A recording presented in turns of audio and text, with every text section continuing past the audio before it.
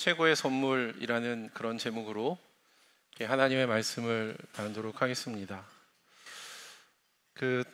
어젯밤에 이렇게 잠을 자는데 추웠어요.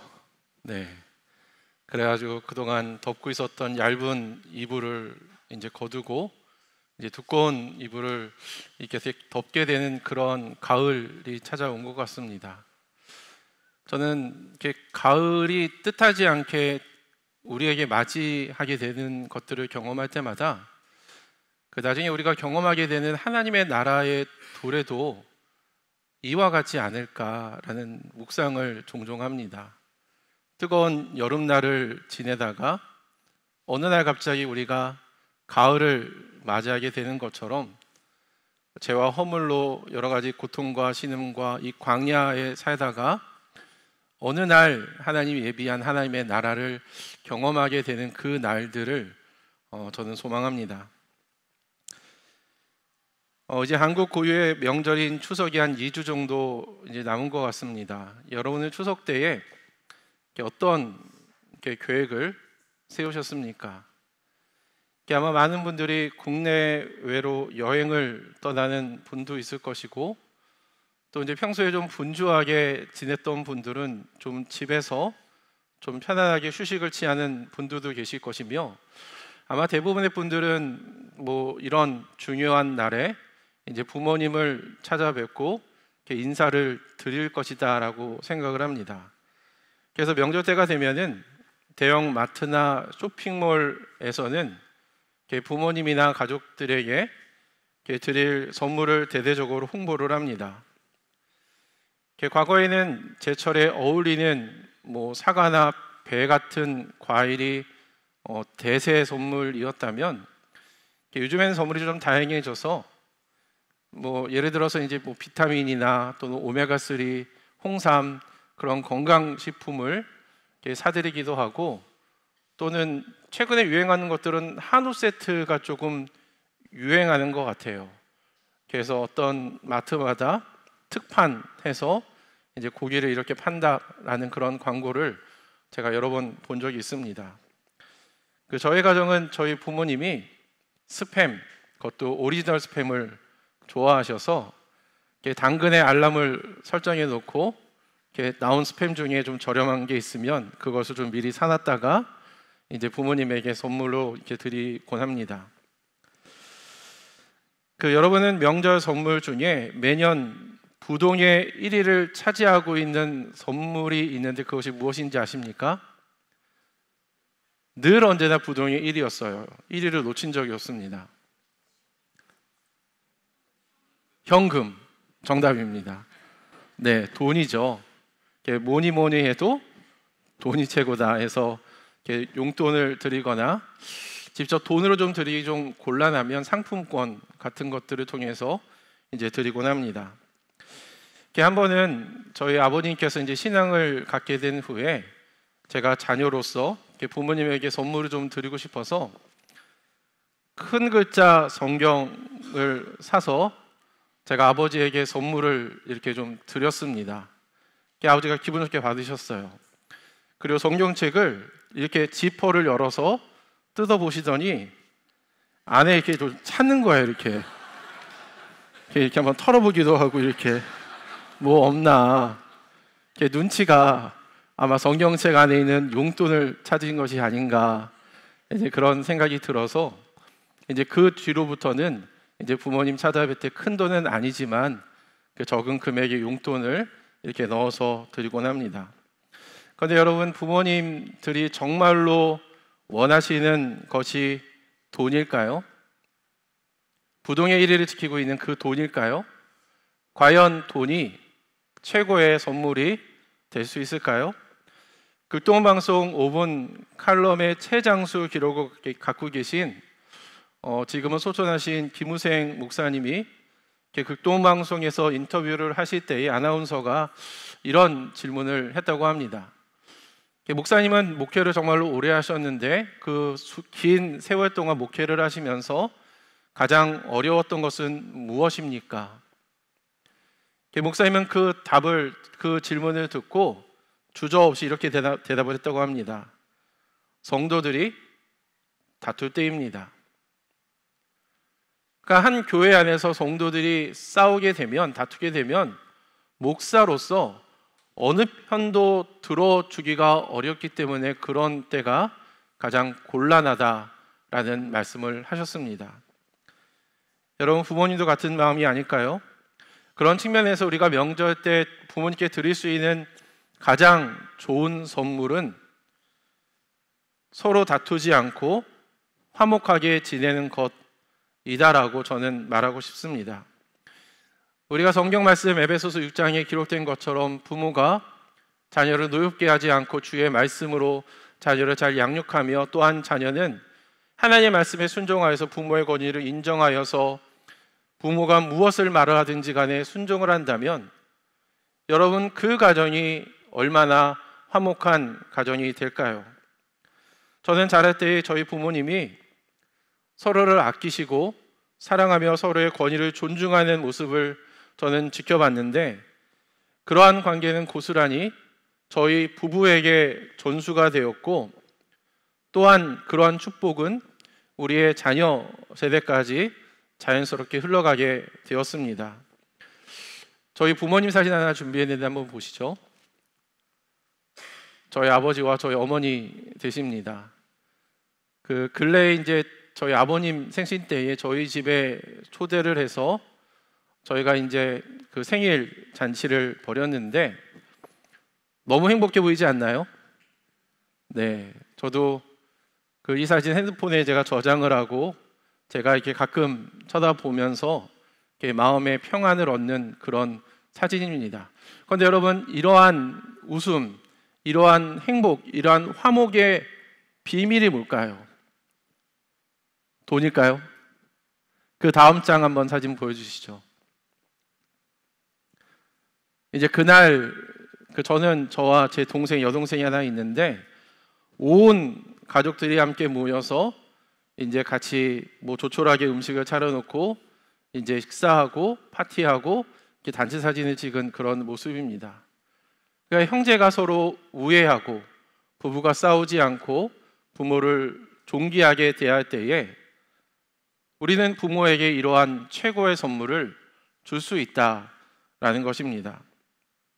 저는 이분들이 저의 부모님이라는 사실에 감사하고 늘 고마운 마음을 가지고 있습니다.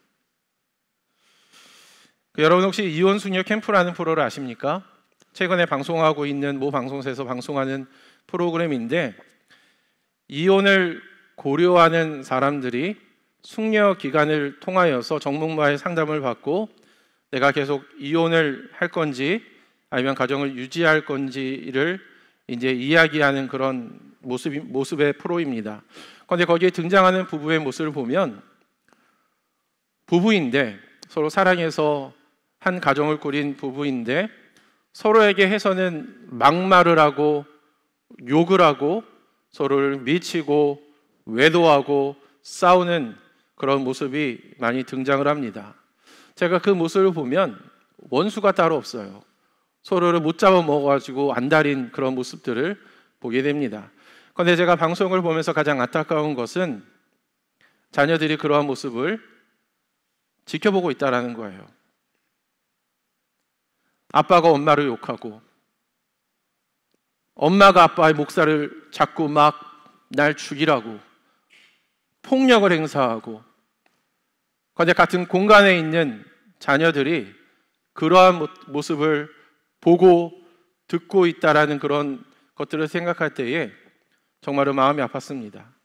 저희 부모님은 제가 자랄 때에 저희 부모님끼리 뭐 서로 욕을 하거나 싸우는 모습을 저는 한 번도 본 적이 없습니다. 제가 기억이 나는 것은 제가 고등학교 때쯤인가 한 번은 크게 어떤 일 때문에 싸웠어요. 놀라운 것은 몇 번 안 되지만 제가 그 싸운 날의 그 기억을 가지고 있다라는 겁니다. 그런데 감사하게도 그 뒤에 거의 싸우지 않았습니다. 뭐 둘이 있을 때는 어떻게 되는지 모르겠지만 적어도 자녀들이 있는 앞에서는 싸우는 모습을 보여주지 않았어요. 그러니까 저도 제가 그런 모습을 보고 자랐기 때문에 제가 제 아내를 대할 때에 사랑과 인내로 대하고, 그리고 또한 그런 저희들의 모습을 보고 우리의 자녀들이, 저는 하원이와 효연이가 싸우는 것을 거의 본 적이 없습니다. 안 싸워요. 정말 남매가 그렇게 쉽지 않은데 그렇게 안 싸우는 모습을 보면서 하나님의 은혜가, 하나님의 평화가 우리의 가정에 임했구나라는 생각할 때 참으로 감사한 마음이 큽니다.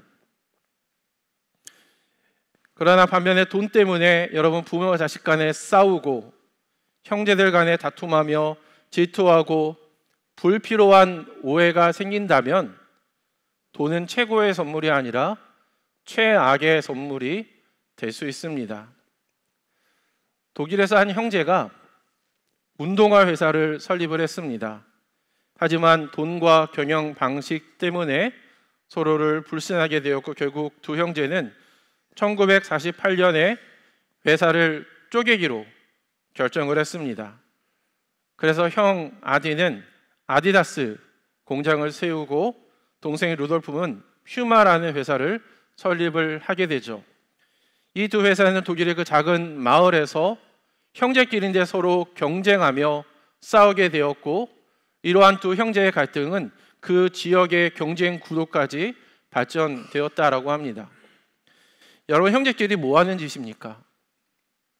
이러한 사례는 우리나라도 예외는 아닌데 삼성이나 롯데그룹과 같은 대기업들은 돈 때문에 형제들이 싸우고 법정 소송을 여러 번 하게 되었습니다.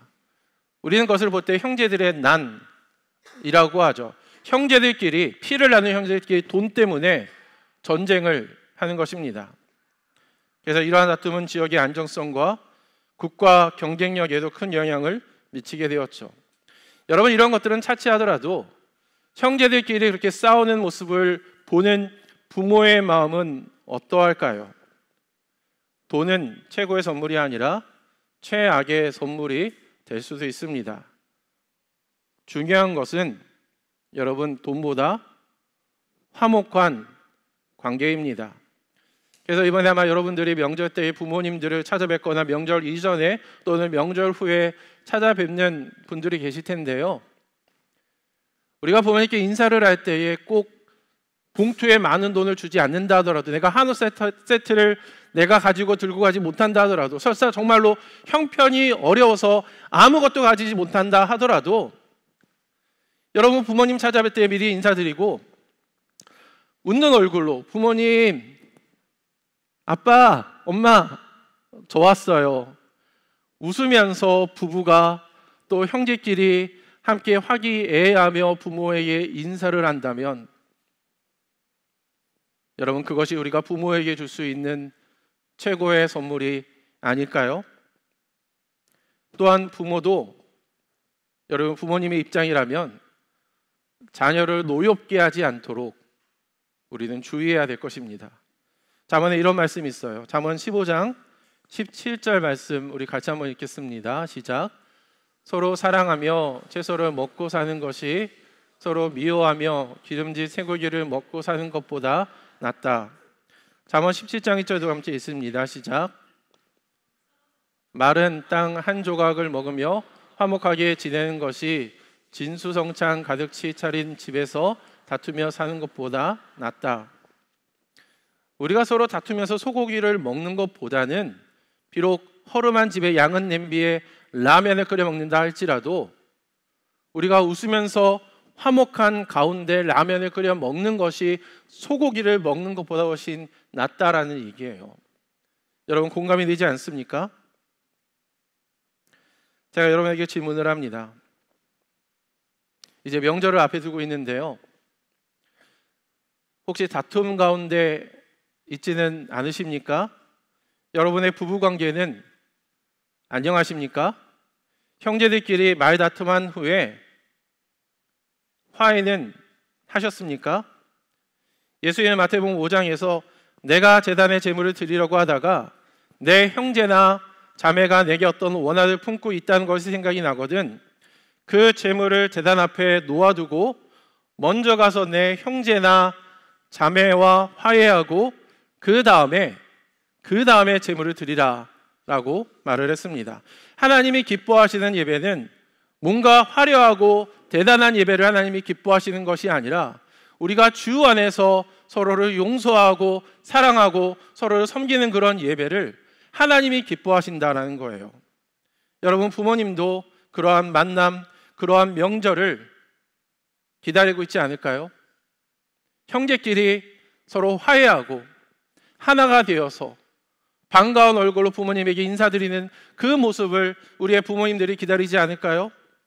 그러나 바울이 로마서 7장에서 고백한 것처럼 우리의 의지로 그것을 하려고 하면은 실패할 가능성이 매우 큽니다. 내 마음속에 해야 되겠다는 생각은 있을 수 있으나 내가 그것을 행할 수 있는 능력이 없는 거예요. 내 마음은 원이로되 내 육신이 약한 것입니다.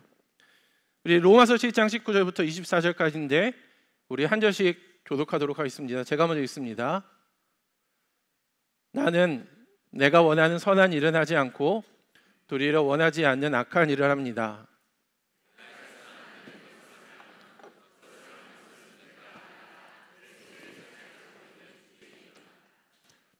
여기에서 나는 법칙 하나를 발견하였습니다.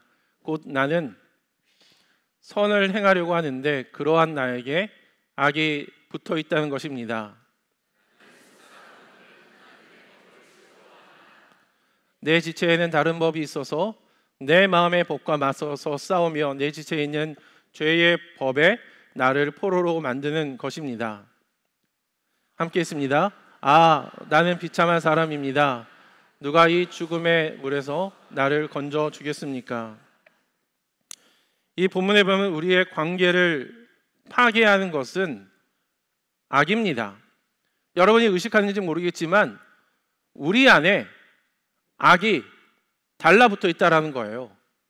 악이 기생하고 있다라는 겁니다. 그래서 죄의 법이 우리를 포로로 만들어 버립니다.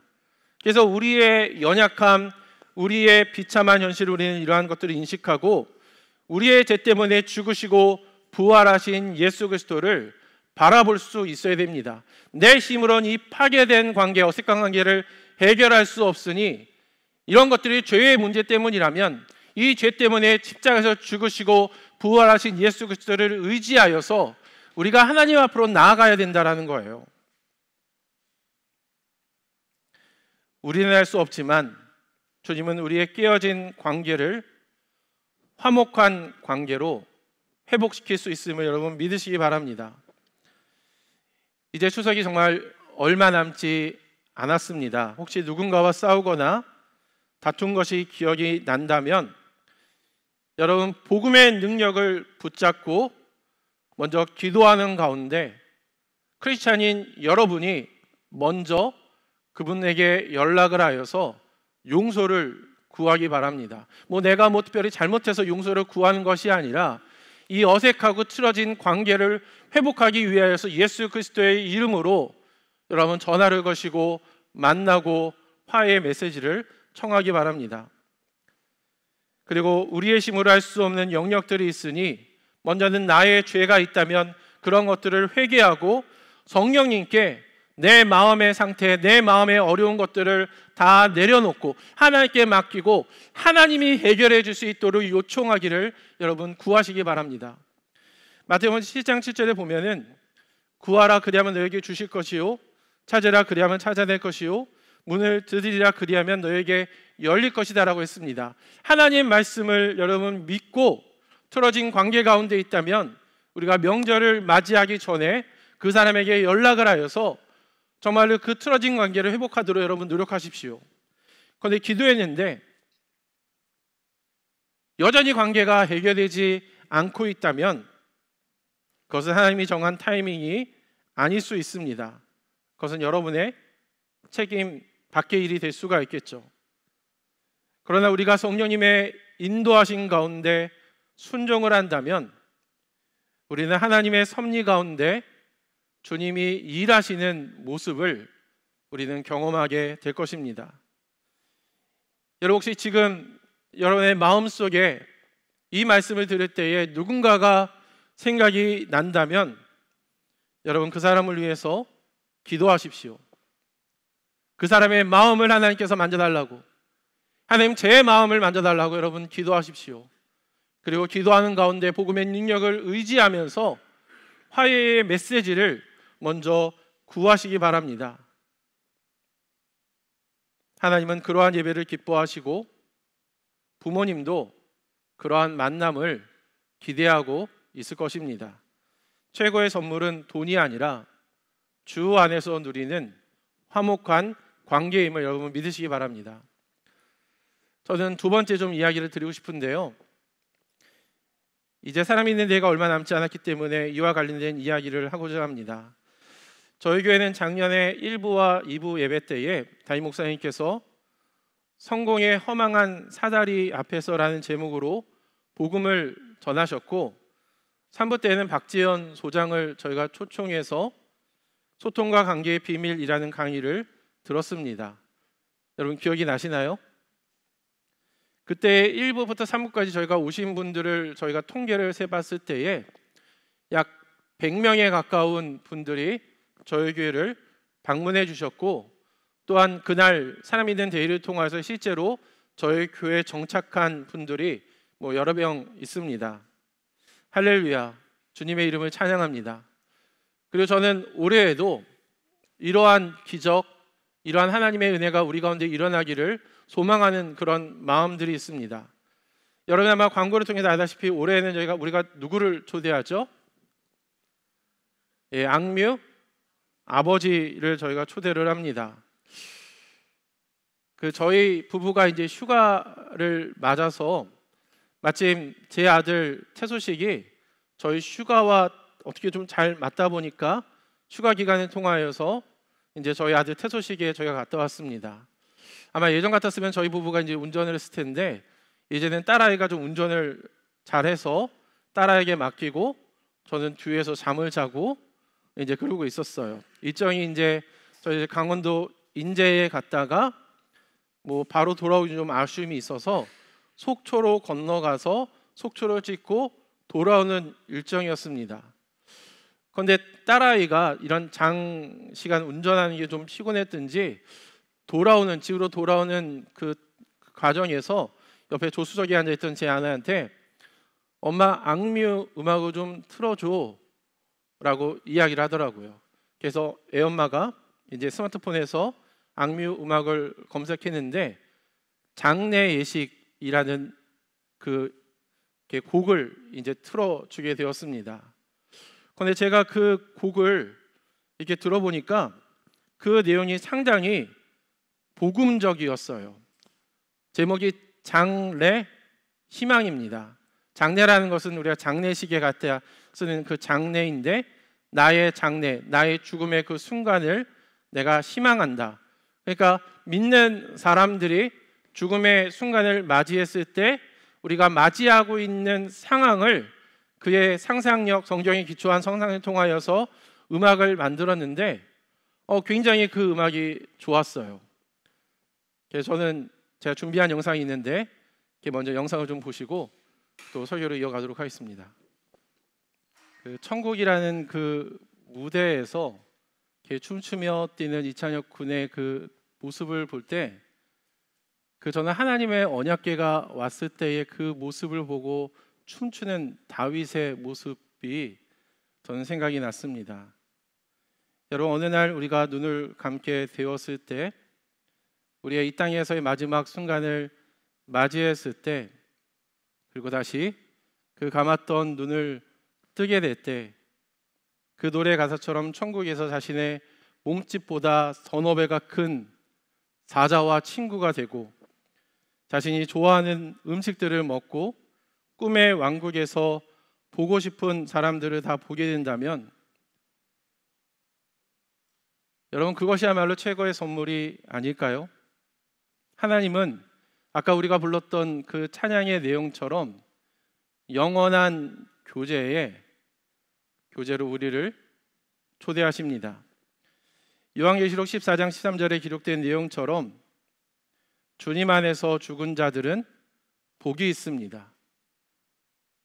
그래서 우리가 장례가 있고 또 장례를 치르고 오신 우리 집사님들 계신데 어쩌면 우리의 부모님들은 이 땅에서 삶을 이제 마무리하고 눈을 감았을 때에 아까 그 이찬혁 군이 천국에서의 삶을 상황을 상상하면서 춤을 춘 것처럼 어쩌면 지금 이게 춤을 추면서 할렐루야 주님의 이름을 찬양합시다라고 춤추며 노래하고 있는지도 모르겠습니다. 그리고 그것은 동일한 믿음을 가진 미래의 우리의 모습이 될 것입니다. 저는 이 영상을 자주 돌려보고 있는데 이게 무슨 크리스천 어떤 수련회에서 나온 영상이 아니거든요. 이게 청룡음악제와 음악회와 무슨 방송국에서 하는 그러한 그 음악이었는데 자본주의 대중음악에서 이렇게 신앙 간증을 하는 것이 정말로 쉽지 않는 일이었잖아요. 그래서 그러한 자녀를 키운 아버지는 도대체 어떤 분인가? 아니 그 아버지가 자녀를 어떻게 양육을 했기에 자녀가 이러한 위대한 간증을 할 수 있는 것인가? 라는 질문이 들었습니다. 그래서 10월 18일에 토요일 오후 4시 악동 뮤지션 아버지를 저희가 초청을 하게 됩니다. 그리고 제가 가지고 있는 큰 꿈 중에 하나는 그 아버지를 초청한 것을 계기로 그 내년에는 악동 뮤지션을 섭외하는 그런 큰 그림을 가지고 있습니다. 할렐루야. 그런데 여러분 우리가 놓치지 말아야 될 포인트가 있는데 우리가 TV에서 보는 어떤 유명 연예인을 초청하는 것에 방점이 있는 것이 아니라 하나님이 그분들의 삶 가운데 어떤 일을 행하셨는가 우리가 이것을 우리는 발견할 수 있어야 될 것입니다. 우리 악동 뮤지션의 아버지는 원래 찬양 사역자였다라고 합니다. 한국 다리를 놓는 사람들이라는 곳에서 찬양 사역을 했고 아마 그런 배경 때문에 자녀들이 다 노래를 잘하는 것 같아요. 이번에 2008년 5월에 몽골 선교로 파송이 되었다가 2018년 2월까지 10년 동안 가족들과 함께 몽골에서 선교 사역을 감당하셨는데 이 선교사님이 회고한 그런 내용에 따르면 그 기간은 매우 힘들고 어려운 광야와 같은 그런 시간이었다라고 고백을 합니다. 현지 아이들을 상대로 장학 사업을 벌이고 싶었지만 실제는 너무나 형편이 어려워서 자신의 자녀들조차 학교에 보내지 못하는 그래서 홈스쿨링 할 수밖에 없는 그러한 연약한 환경 가운데 있었다라고 해요. 그러나 이러한 과정이 힘들었지만 선교사님은 이것이 악뮤를 만들기 위한 과정이었다라고 고백을 합니다. 그리고 자신이 겪은 이 어려움에는 또 다른 하나님의 뜻이 담겨져 있는데 그것은 자신처럼 어려운 상황에서 하나님의 사랑을 전하는 선교사님들을 도우는 것입니다. 그래서 이제는 미니스트리 더 함께라는 단체를 만들어서 코로나 이후에 교회로부터 후원이 끊긴 그런 선교사님들을 이제 교회와 연결해주고 재정을 연결해주는 그런 사역을 하고 있다라고 합니다. 그분은 몽골 선교를 통해 최고의 선물을 받은 것입니다. 그리고 여러분도 제가 바라기는 악미의 아버지를 통하여서 최고의 선물 되시는 예수 그리스도를 발견하는 계기가 되기를 주님의 이름으로 축복합니다. 그런데 우리가 이런 분을 모시는 게 되게 어려운 일이잖아요. 저도 연예인은 제가 이제 처음으로 이제 컨택을 한번 해보게 되었는데 제가 이러한 과정에서 제가 느끼게 된 것 중에 하나는 연예인을 섭외하는 게 굉장히 어렵다라는 것입니다. 일단은 그분들이 부르는 이게 강사료라고 할까요? 이제 그것이 저희가 생각했던 것보다 훨씬 비쌌어요. 예, 깜짝 놀랐습니다. 훨씬 비쌌고 1년 동안 스케줄이 꽉 차 있어서 좀 유명한 분들을 저희가 모시려고 한다면은 1년 이전에 신청을 해야 내년에 저희가 섭외를 할 수 있는 거예요. 그런데 이번에 하나님이 일하시는 신기한 어떤 경험을 하나 하게 되었습니다. 이재기 목사님 말씀에 의하면 아까 제가 악동 뮤지션의 부모님이 몽골에서 사역을 10년 동안 하셨다라고 했잖아요. 그런데 그 몽골의 여병무 선교사님이 계시는데 그 여병무 선교사님의 아들과 선교사님의 아들인 이찬혁 군이 서로 친구 사이랍니다. 예, 그래서 이러한 것을 계기로 전화 한 통 했더니 바로 저희가 섭외가 이제 된 거죠. 여러분 저희 교회가 올해 몽골 선교를 갔다 온 것도 있고, 또 이러한 계기로 악동 뮤지션의 부모님을 제가 초대한 것도 저는 여기에 하나님의 섭리가 있다라고 저는 개인적으로 생각을 합니다. 지금 우리가 알던, 우리가 인식하지 못하던 우리는 커다란 하나님의 계획, 하나님의 섭리 가운데 있음을 여러분 믿으시기를 바랍니다. 이번에 성령님이 전하는 주제는 자녀의 행복을 위한 양육 10계명이라고 해요. 여러분 방송을 보시면 아시겠지만 악동 뮤지션의 남매들은 서로 우애가 굉장히 특별합니다. 서로를 우애하고 서로를 위해서 희생적으로 헌신하는 그런 모습을 볼 수 있어요. 아마 이것은 부모님이 그러한 모습을 자녀들에게 보여주었기 때문에, 어려운 형편에서 그러한 모습을 보여줬기 때문에 자녀들이 그러한 모습을 보고 배운 것이 아닐까, 저는 그렇게 생각을 합니다. 그래서 여러분 이날 오시면 선교사님이 어떻게 자녀를 양육했는지 실제적인 이야기를 들을 수 있을 것입니다. 그리고 다음 날은 이재기 목사님께서 이제 초청된 분들에게 저희가 복음을 전합니다.